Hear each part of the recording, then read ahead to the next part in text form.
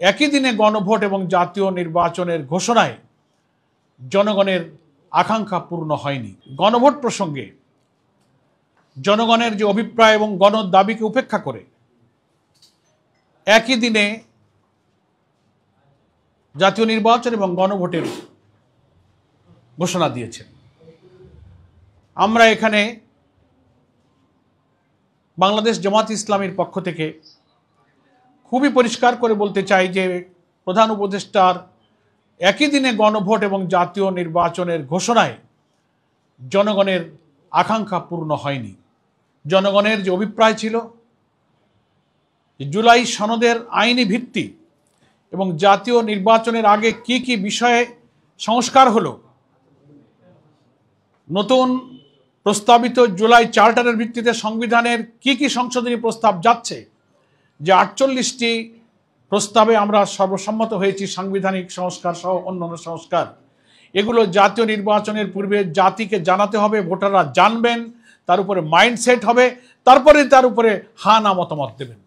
কিন্তু একই দিনে জাতীয় নির্বাচন, একই দিনে গণভোট হলে ভোটার তো সেই জুলাই চার্টার সম্পর্কে অবহিত হয়ে তিনি হা না ভোট দেবার পূর্বে তিনি তো সেটা আগে বুঝবেন, মাইন্ডসেট করবেন, অথচ একই দিনেই তাকে ওই সিদ্ধান্ত নিতে হবে, আবার একটা প্রতীকে তার জাতীয় নির্বাচনের ভোটও দিতে হবে।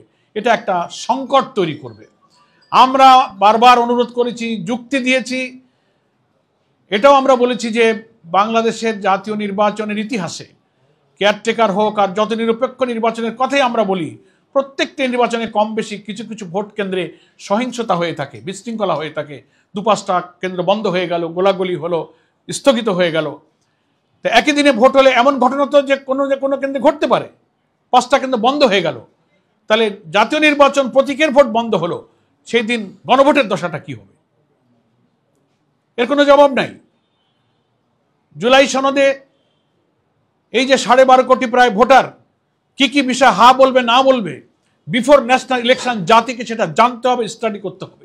ইলেকশন কমিশন সেটা পাবলিক করবেন, ওয়েবসাইটে দেবেন, তারপর না এত ক্রিটিক্যাল বিষয়ে তিনি সিদ্ধান্ত নেবেন। অথচ সেই সুযোগ না দিয়ে 2টা ভোট একজন ভোটারকে একই দিনে দিতে গিয়ে একটা সংকটে ফেলে দেওয়া হলো।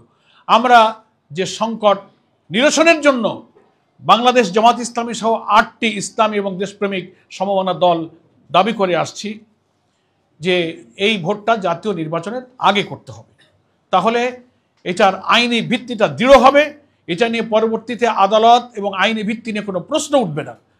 সেই সংকট কিন্তু রয়েই গেল।